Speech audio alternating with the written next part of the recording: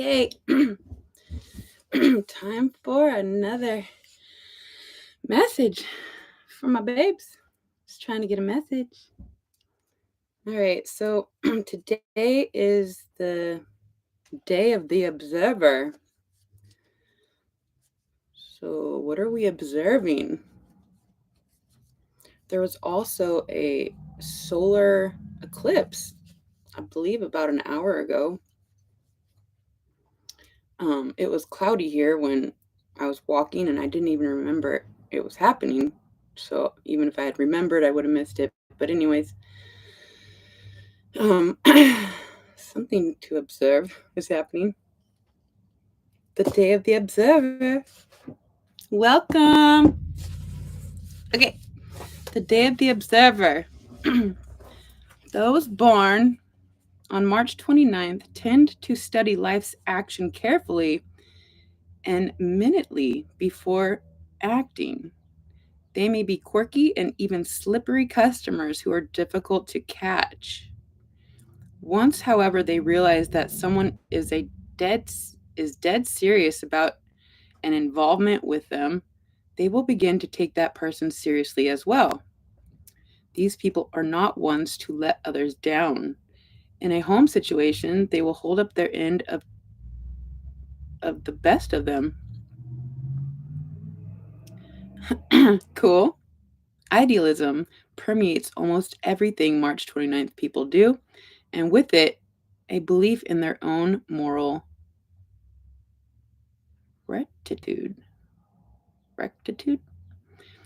In the less evolved of this day, such righteousness can lead to bigotry and a tendency to persecute others. Reminds me of a phone call this morning. By contrast, more highly evolved March 29th people manage to live by the tenet, judge not lest ye yourself be judged. It's represented by the priestess, the high priestess, in tarot cards is represented by the high priestess today. The strengths of the day are idealistic, ironic, and loyal. Idealistic. Weaknesses of the day: opinionated, unambitious, and aloof. Okay, so let's just read a little bit more here. All right. Usually at an early age, these people form a concept of the world and how it works, which remains with them their whole life long. At the same time, they often come to a realization of what they are meant to do in this world. For them, life is simply a matter of continuing along a personal path, steadily, unassumingly, ever relentlessly. Although these people can excel at what they do, they lack both the ego drive and enormous need for public appreciation found in more extroverted personalities. This aversion for undue attention can sometimes pay off, as they may be chosen for positions of responsibility precisely because they don't push to get them. If, however, it is their lot in life to go unrecognized, they are quite content to do their work without complaint and find peace and happiness within their family, or if they live alone, with private interests and hobbies. Hi, guys. Hey, guys. Welcome. John, Platinum, Petra, Joseph. Love you guys. Okay, so those born on this day love comfort and enjoyments of all kinds, yet must still be aware of getting lost in their own world or of being possessed by dark emotional forces.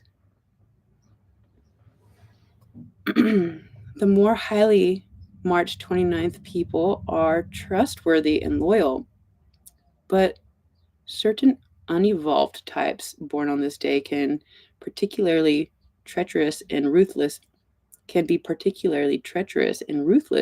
in attaining their ends. These later people must learn to deal with their fears and paranoid tendencies if they have any wish to progress further as human beings.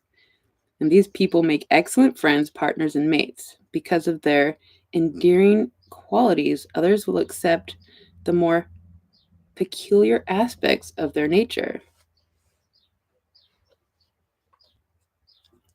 Okay, last little bit here.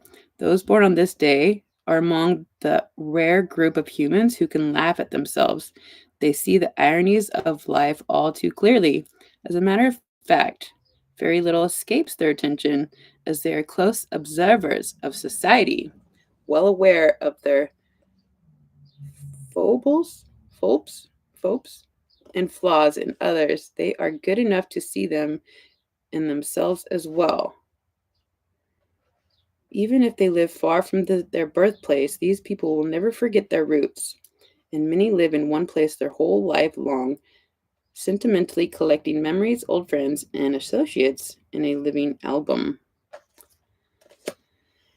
Okay, so let's just get a couple cards of tarot for this day of the observer.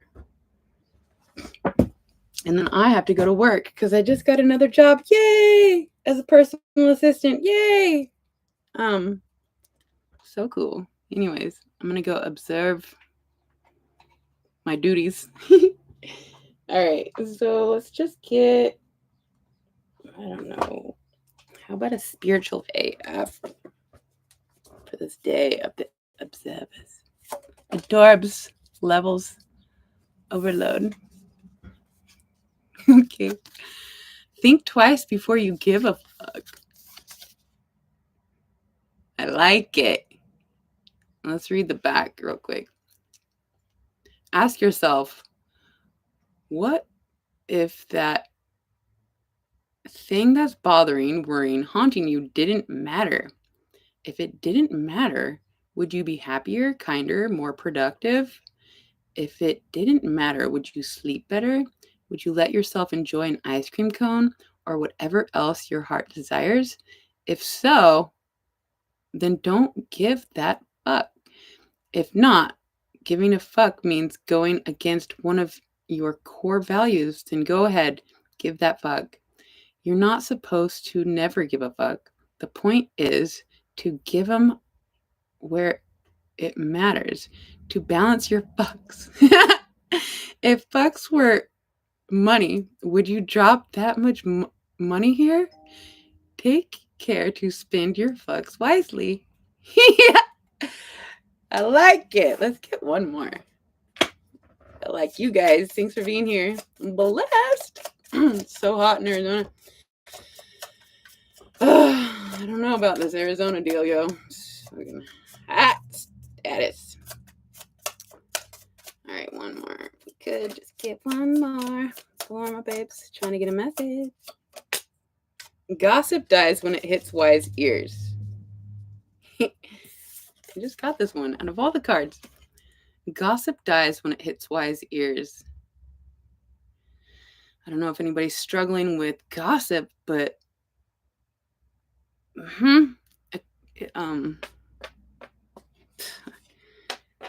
you know, the wisest people are the ones tend to be the only ones that I give a fuck about, the wise ones. And we can trust that the wise ones won't take word of mouth. They'll go to the source. So if you're getting slandered and somebody believes it, fuck them. They're not wise. And you don't need to deal with people that are dumb. I don't know. Let's read the back here. Here's how to get wise. Refuse to hear stories that aren't yours to hear. Refrain from telling stories that aren't yours to tell. If someone comes at you with an, oh my God, did you hear about such and such? Stop them right there and ask if it's gossip, rumor, dirt, or other such junk. This tends to kill everyone's shit-talking boner.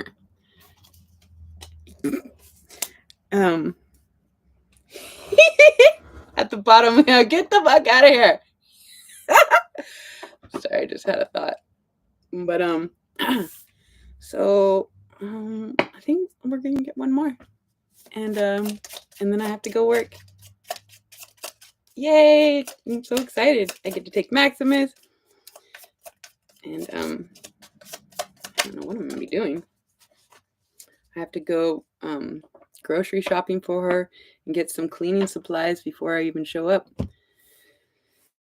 So that's cool. What is this? What's the best that could happen?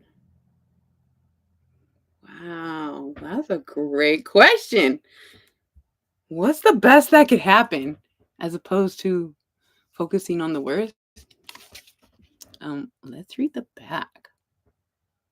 You're probably super good at thinking up the worst case scenario, right? You can project all the fears onto a big screen and play them out in vivid color. You can actually feel the anger of the confrontation you haven't confronted, the loss of the job you haven't been fired from, the death of the star you haven't dared to shoot for. Let's not do that. Try putting those superpowers to work in the opposite direction. Imagine how you could be surprised and delighted in those same scenarios. Daydream instead of the worry. Say, hey, to that cool ass shit. What's the best that could happen? I don't know. My mind's blown, you guys. I'm gonna fucking put that one in a frame somewhere. Because that's what we're striving for. The best case scenario. Hey, sister. Creatrix, I do whatever I love. All right. Thanks for being here, guys. Seriously, I love you guys so much. I hope that helped. Until next time.